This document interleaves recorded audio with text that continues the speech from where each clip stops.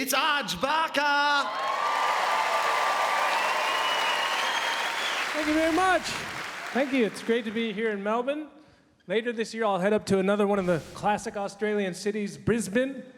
Brisbane has I think they have my favorite nickname of any city. Does anyone know what that is?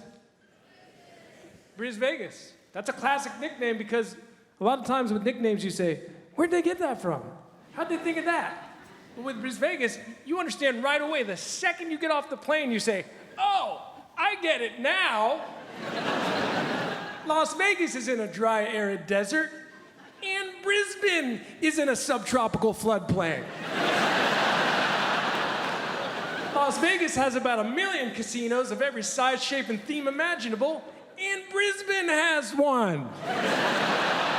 And it's a library theme.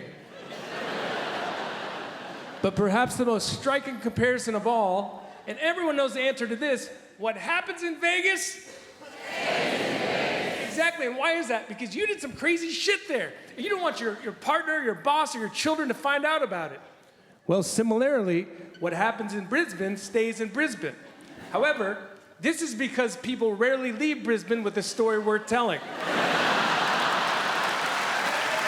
Whoa. Okay. I think you guys like that too much. I'm not putting down Brisbane, quite the contrary. Let me tell you what happens. I've been to Brisbane about 30 times for work, and every single time, what happened to me? I met some awesome people, I ate some amazing food, and then I had super fun shows, and then I left. Well, you know what? That's not a story worth telling. That's batshit boring. If you think about it, for a story to be worth telling, something kind of bad has to happen. That's what makes the listener want to hear the story. Like, somebody went to the police station or a hospital, and so I don't have a story from Brisbane, and I hope I leave Melbourne without a story. I have a story from Denver, Colorado, where just about a year ago, I was punched in the back of the head by an adult male. Properly punched. It was about an hour after the show, about a block from the theater. It was about midnight. And me and a friend were just chatting, and dude just walked up and just punched me in the back of the head and then took off from the night.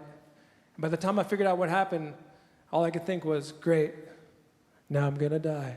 But after about 45 minutes, I thought, I'm not dead. But I got a bruise, and I got a tender bruise on the back of my head, and I got a headache. I got a thumping headache. And I got a story. And I have to admit, at that moment, I was filled with joy. And I couldn't wait. I started calling my friends and waking them up in California to tell them what happened. They said, what? Dude punched you, Arj? Was he at your show? Well, I don't think so. And how crappy of a comedian do you think I am? That even at the worst show I've ever done, anybody's sitting in the audience going, no. Heckling's too good for this guy. I'm gonna king hit this motherfucker. I'm gonna toy with him. I'm gonna track him for about an hour. And get real comfortable.